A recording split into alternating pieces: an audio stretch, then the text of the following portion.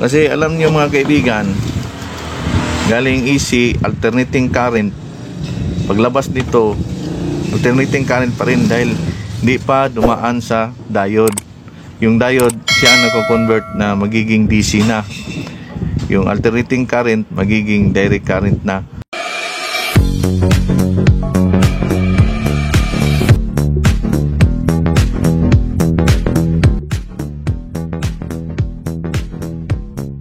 At para rin kay RLCC Ban, ito na po ang koneksyon ng full wave diode. So, isa-shoutout ko muna itong mga tao na nagtaba ng puso sa mga comment nila. Si Miss KTV, RLCC Ban, Nutaske Tutorial, Andes Vargas, at si Nelson Anadon. So mga kapatid, itong power supply split type, may ginawa ko ito para may idea tayo. Kasi karamihan sa mga inverter ngayon, split type na ginagamit. May negative, saka positive, at sa may common. Baka makatulong ito sa inyo, at ito ang schematic diagram niyan sa power supply split type. Gawa tayo ngayon ng schematic diagram ng power supply. So ito yun siya.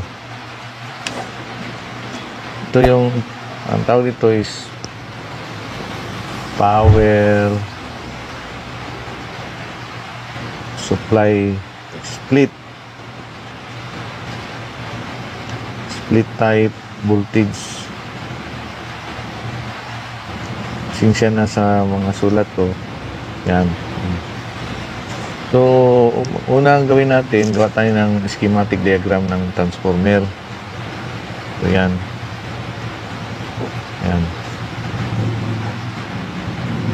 yan. May center tap dito. Ito yung tinatawag na input. Dito yung 220 volts DC. So line 1 saka line 2. So pwede rin nga baliktad yan kasi alternating current man yan siya. Yung secondary current natin, mababa siya is 12.7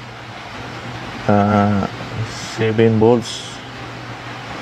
Yung isa naman 12.7 volts. Zero. Lagay tayo ng diode. Ito yung diode. Yan. Ito na naman, diode na naman yan. Yan. Dito diode na naman. Yan.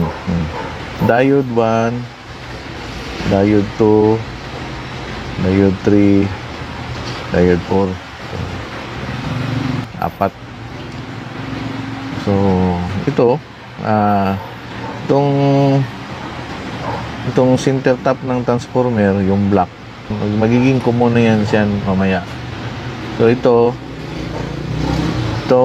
isang line 1, yung isang linya ng 12 volts, pumasok siya dito sa gitna, sa positive at negative. Ito dito negative, saka positive, negative, positive. Kasi ito yung diode guys, lagay nito, itong schematic ng diode. Ito yung negative, ito yung positive. Ang tawag din nito anode, saka ito cathode. Yan ang tawag niyan. Ito yung diode, symbol ng diode. So ngayon, yung isa namang linya, pumasok siya dito na siya, pumasok sa kabila dito. Yan, yun ang target niya. Yan. Pumasok naman siya sa kalagitnaan ng negative sa positive. So ngayon, ang diode, ganito yung diode. Ang concept ng diode is, kino-convert na yung AC to magiging DC na. AC, magiging DC na. Alternating current, i-convert niya na direct current. So, ito yun siya. Again, ito yung coil yan. So, AC pa yan siya, AC, 12 volts. So, pagpunta niya sa diode, magiging ganito yung diode, positive, negative yan. Lalabas diyan is, kasi pumasok siya sa positive, galing sa alternating current, pumasok siya, positive yung kalabasan niya. So dito magiging 12 volts DC na siya. So positive. So ito namang isa, ito yung coil. Pag ganito yung symbol ng diode na pasukan niya, mauna naman yung negative, ito positive. Masok siya sa negative, dahil ito EC 12 volts. Pagpasok niya sa negative sa diode, maglabas yan siya is negative na. Negative 12 volts DC. So dito positive, saka dito negative. Yan ang concept niya, guys. So kagaya dito, kasi gino-convert na yung AC to DC, yung diode natin. Ito, ganito rin.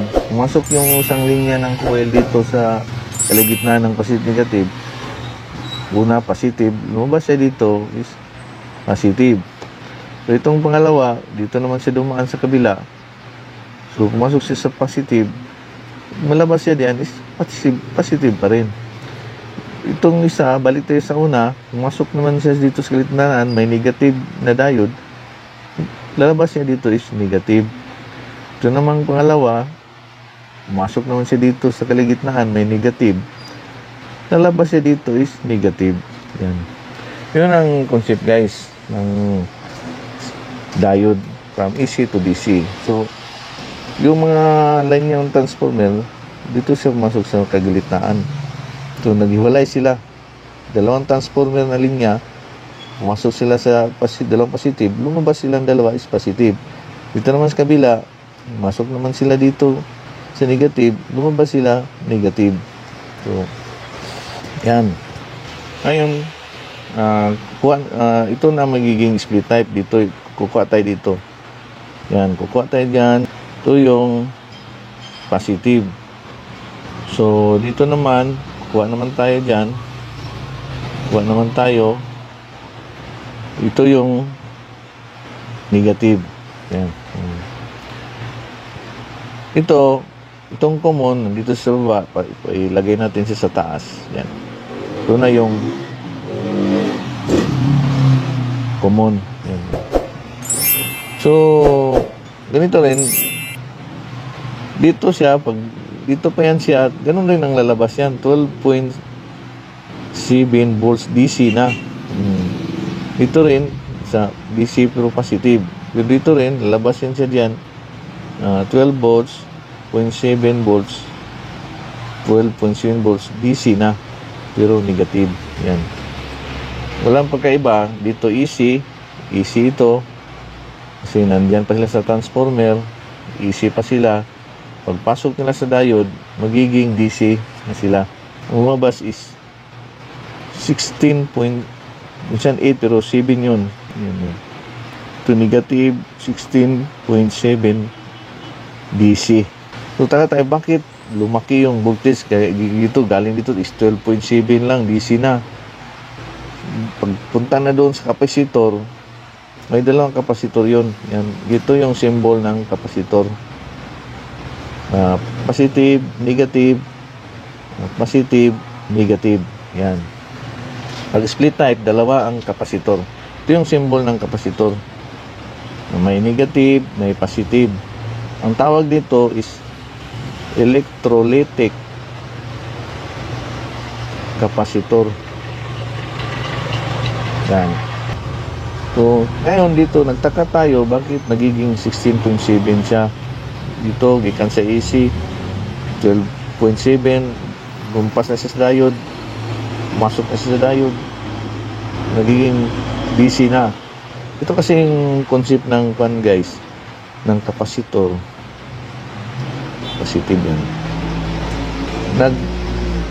Nagpundo yan siya ng current. Yung kapasitor, yung trabaho niya, nagpundo na siya o kurente. Kaya tinatawag na siya, yung trabaho niya, magpundo siya o kurente, puman, i-discharge na po niya. Magpundo, i-discharge. Kaya guys, nataka tayo, bakit lumaki yung voltage? Dahil ang kurente na galing dito na 12 volts DC, pagpasok niya dyan, nagpundo na siya. Try natin ito, 35 volts yan siya, bawat isa. At saka gawin natin 2,200 microfarad bawat isa. Yun ang iba yung farad, iba yung voltage. So ngayon, common, itong common dahil pwede positive, pwede negative, yan ang common. Pagpasok niya dito, nakapundo siya ng kuryente, nagdagdag siya, kaya nagiging 16 volts na ang kalabasan. Pero okay lang yan siya. Yung kailangan ng IC is 18 volts. So okay lang. Okay lang kahit na 15 volts, okay lang magsobra 16, okay lang man yan siya kasi mag-discharge man yan siya. So ito ang tinatawag guys na power supply split type voltage. Kaya split type kasi may positive na 12 volts, 16.7 volts, may negative din na 16.7 common. Sa may common siya. Kagaya yung IC. Ito yung mga ganitong IC. Yung IC, karamihan sa IC, may 7 1, 2, 3, 4, 5, 6, 7, 7 yung pin. 7 pins. Kagaya nito, kung dito yan siya, positive yan. Saka dito is negative. 15 volts lang. Lagay natin 15 volts DC.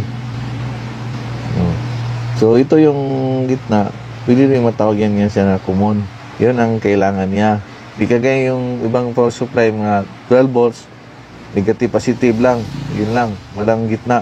Itong ginawa natin kaya split, naghiwalay sila. Yung isa positive, saka negative, saka may common. Ito lang po mga kaibigan, kapatid, ang ginawa ko na power supply split type schematic diagram. Sana nakapagbigay ako ng idea sa inyo tungkol sa split type voltage. At ito rin ay magagamit natin sa lahat ng mga trouble natin tungkol sa power supply. Lalo na yung mga bagong board ngayon ng mga inverter, karamihan split type na ang voltage na ginagamit. So maraming salamat sa panonood ninyo at huwag niyong kalimutan mag-like sa video ko, i-share ninyo, mag-comment kayo at mag-subscribe sa video ko. Pindutin yung notification bell para ma-update nyo lahat ng mga video ko. At maraming salamat sa video naman sa sunod ulit.